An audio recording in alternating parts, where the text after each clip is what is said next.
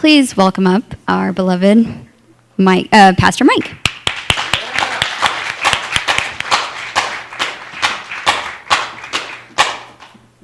Thank you, Joelle. It's good to be beloved.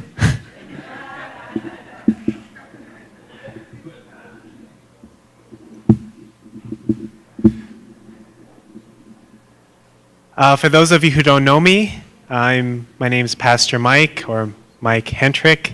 My wife and I are the pastors here at the Colorado Family Church. You won't see her right today. She's visiting her parents in Missouri, but we're usually here together. Well, today, my sermon is titled Living by Original Design. And I just, first of all, want to just give a lot of gratitude toward the music ministry. That song, O Light of Grace, really one of my favorites. It's just a really moving song. I'm grateful for it. And you saw Jean up here today filling in for the drums. He's doing a great job. Our normal drummer, Koki, is in Alaska, or he's on the way there to right now. He's going for the National Ocean Challenge programs. He's going to be there for 3 weeks, experiencing the ocean fishing and catching, halibut and salmon and things like that. So it's a great experience. I'm kind of jealous.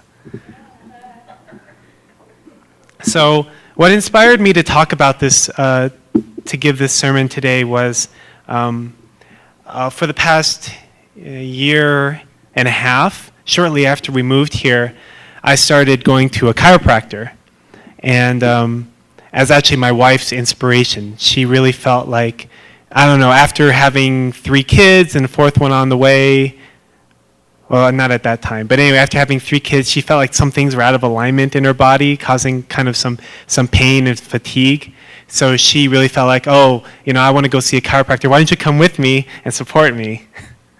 So I went, and they give a free X-ray and a consultation, and so I went along kind of thinking, my body's in pretty good shape. I'm pretty sure I don't need anything, but I'll just go along and support her, and just kind of see what happens.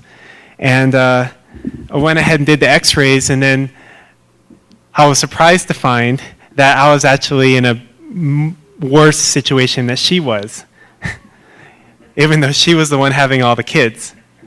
And it turns out I had, my neck, I think mostly from the computer like this, hunching forward, but also my hips were really out of alignment. One hip was higher than the other, and it was causing my whole vertebrae to go to the side. And I had no idea. But once I found out, then I was like, that makes sense. And now I know why my shoes, one shoe is like worn differently than the other shoe. I kind of noticed that before, but I didn't really think much about it. So even though I wasn't expecting to have to do much, I was surprised to find that I had to deal with my health challenges, and that if I didn't, deal with it then it was just going to get worse over time, and eventually I was going to need probably to get a hip replacement or something like that in the future. So a year and a half later, and a couple $1,000s, I went back, after having the regular checkups, and he said, we did another X-ray, and it was very good. I could see that I was better. Like my neck was better and my hips were better, but things were starting to go back the way they were. And so I was like, okay, well, that was a bunch of wasted money. But actually, it was really good because if I had just stopped after a year, when things had looked better, but then not before they started going back the way they were, I wouldn't have realized that there was actually a more root problem. It wasn't just the fact that my hips were out of place, but it had actually caused my arch to collapse on my left foot. So he did a measurement on the arches, right? And my left arch and my right arch, on my left arch was significantly lower. And so the, I asked him, well, which one caused which? Was it my arch causing my hip to go out of alignment, or was my hip causing my arch to go alignment? And he wasn't really sure. But the point was that they were connected, and I couldn't just fix one thing without fixing the other thing. So now I'm wearing arch support for the rest of my life, which I was really humbled by, because up until now I've never had a kind of a thing that a condition or an illness that I couldn't fix, with a short-term, medication, diet change, whatever. But now I'm dealing with something that I can't really fix. I have to deal with it for the rest of my life. But on the plus side, the arch support adds about another half an inch to my height, so I'm a little bit taller now. That's kind of cool. And but anyway, there's always a positive side to everything, right? So it's really made me think a lot about other things, because I realized that, in many ways, what happened to my body and what happens to us in real life is very connected. And it's very convenient, when you have a problem in your body, you can take an x-ray, or you can go to the doctor, and they can tell you, oh, this bone is in the wrong place, and if we just adjust it, and we do this and that, then, eventually it'll get better, right? That's the idea. It doesn't always work that way, but that's the idea.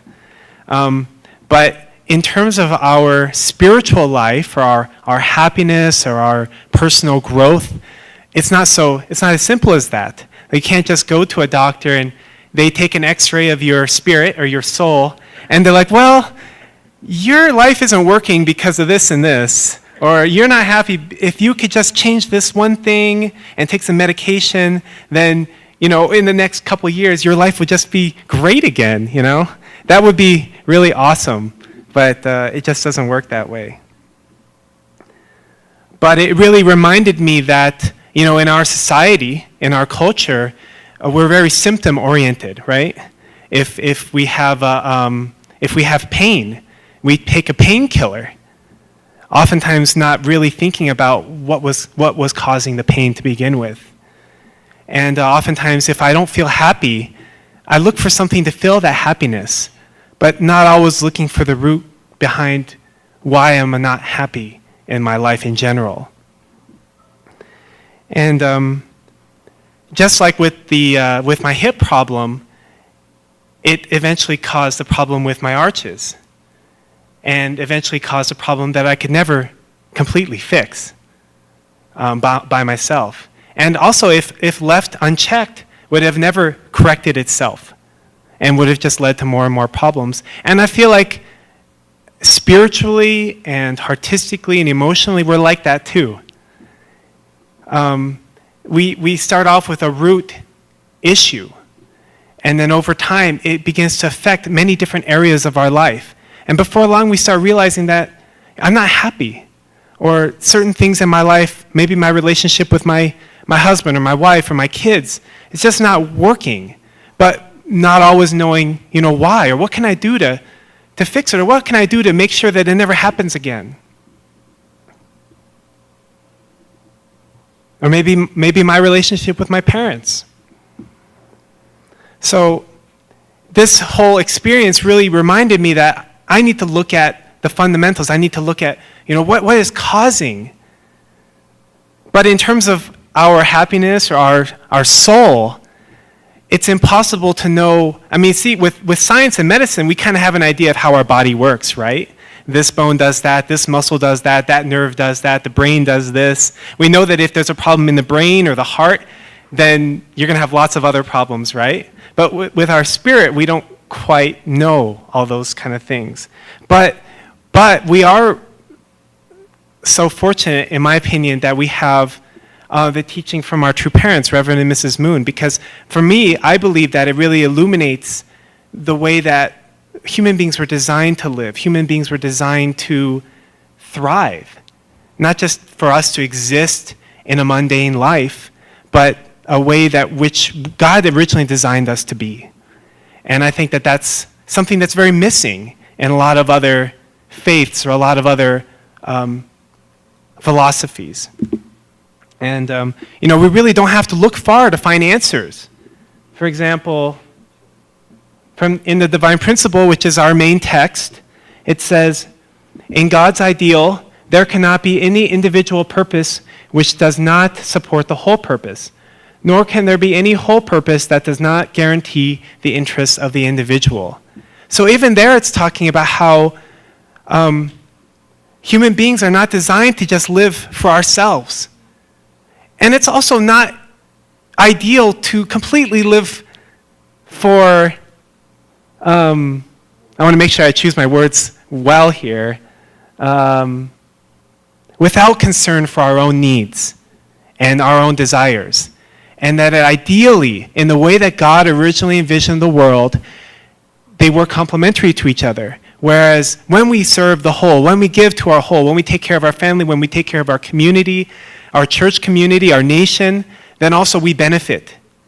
And we gain something. I was inspired by Alice. She was sharing with me about her experience in Las Vegas, and she was saying, I got a lot out of it. And I was like, that should be the way it is. Not just going to support another purpose, but also we can gain out of it also. And then, also, this is from the Divine Principle. In order for an individual to perfect his character, he must form a four-position foundation within himself, whereby his mind and body become one through give and take action with God as their center. Such individuals become the temples of God, achieve complete oneness with Him, and acquire a divine nature. They experience the heart of God as if it were their own. Hence, they understand His will and live fully attuned to it. When a person abides in the state of individual perfection, he lives as a substantial object partner to his mind. Because the center of his mind is God, he also lives as a substantial object partner to God. Both the mind and God rejoice as they experience their internal nature and external form through the stimulation which their object partners give them. Accordingly, when people realize God's first blessing, they become God's beloved who inspire Him with joy. It's beautiful, right? I was really struck by that when I was reading it. And, basically that when our mind and our heart becomes one with God, one with God's heart and mind, and our way of lifestyle, our way of living unites with that higher mind, then we become a people of divine nature, and we become people who embody God, and we become people who inspire God and bring Him joy. Oh, whoops. Sharing all the feelings of God as their own, they would never commit any sinful acts that would cause God grief.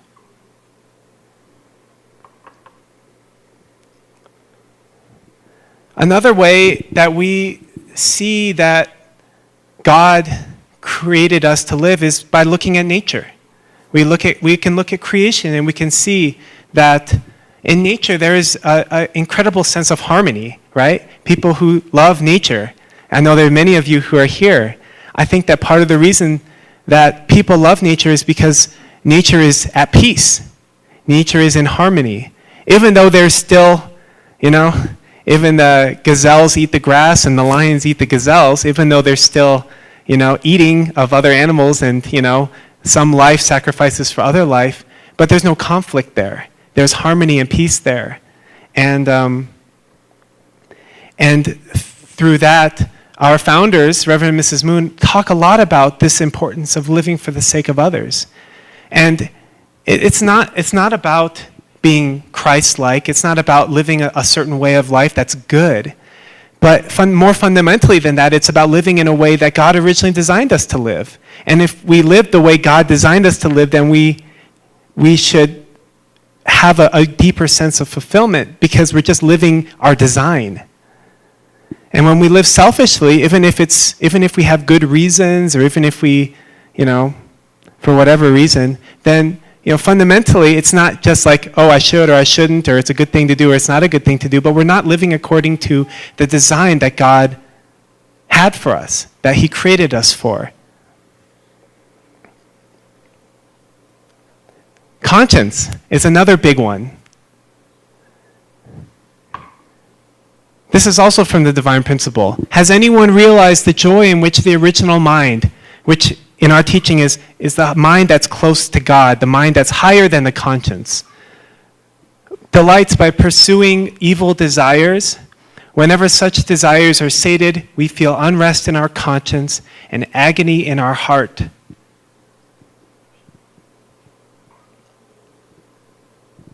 However evil a person may be, the force of his conscience, which impels him toward a virtuous life, is always active within his inner self. This is true for all people of all ages and places. No one can quell the force of conscience, which is powerfully at work even without one's conscious awareness. The minute a person commits an evil act, he immediately feels pangs of conscience. So, conscience is something that's given to us. It's just something that we have. And even though everybody has a varying level of conscience and what they feel is right and what they feel is wrong, if we follow our conscience, if we listen to that sense within ourselves that tells us, this is wrong, or that thing that I did, was wrong, and we listen to it, then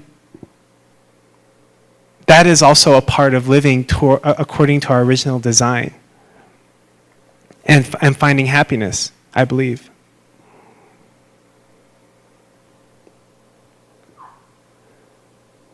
This quote is from this next quote is from the autobiography of Reverend Moon, which is a really great book if you haven't read it. But he talks also about here living according to your conscience and how we live our life. And I just want to read that for you real quick also. The most important is not to commit sin and live a life that is without shadows. There is much religious and philosophical debate over what constitutes sin, but what is clear is that we should not engage in acts that give a pause to our conscience. When we do things that give us a guilty conscience, it always leaves a shadow in our heart. The next most important thing is to resolve to do significantly more work than others have done. All of our lives are limited, whether that limit is 60 years, 70 years, or some other time period. Depending on how we use that time, we can live a life that is 2 or 3 times more abundant than others. If you cut your time into segments and then live each segment in a meaningful way, your life will be truly precious. Live your life with an attitude of devotion and diligence, telling yourself, for example, that you will plant 2 or 3 trees in the time it takes others to plant 1. Do not live for yourself. You must live not for yourself but for others, not for your family but for your neighbors, not for your own country but for the world. All sin in the world comes about when the individual is put first. Individual desires and ambitions harm a person's neighbors and ruin the society at large. Everything in the world will eventually pass. The parents we love, the husband or wife we love, and the children we love will all pass away. All that remains with us at the end of our lives is death. And when a person dies, only his legacy remains. Please consider for a moment what you can do to show that you lived a life of value. The possessions and social position you have accumulated during your life will pass away from you.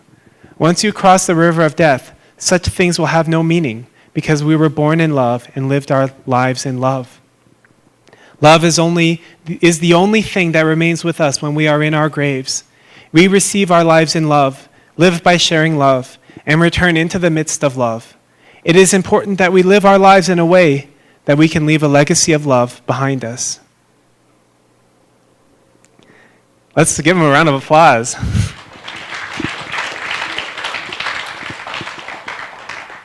I don't know about you, but for me, that pretty much sums it up.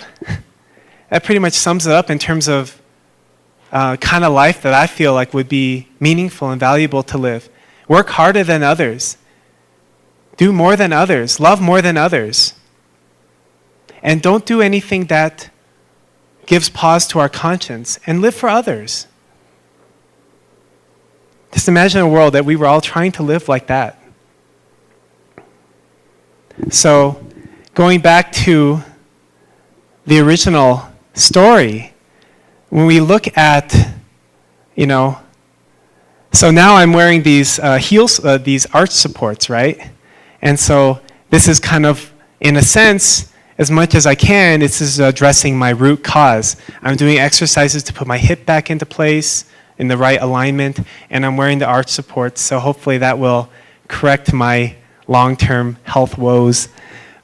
And in the same sense, let us all look at our spirits in our lives and think, are we following these fundamentals about the way that God originally designed us to live?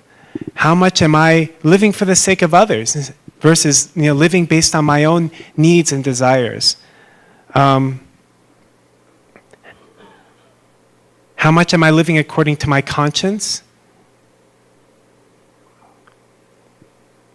And there was other things too that I didn't include here so much, but also in terms of living in harmony with others and living in harmony within ourselves. How much am I thinking about God, and how much am I making God a part of my thoughts and my mind, and how much am I uniting my body together with my mind in that way, so that I can be a representation of God on this earth to others and to my family and to my society. And I think that for me, if we can look closely at these issues and we can look closely at aligning ourselves with these values, then we will find deeper happiness and contentment and fulfillment in our own lives. And over time, perhaps the things in our life that are out of alignment or out of whack can start to get back into their natural place again. So thank you very much.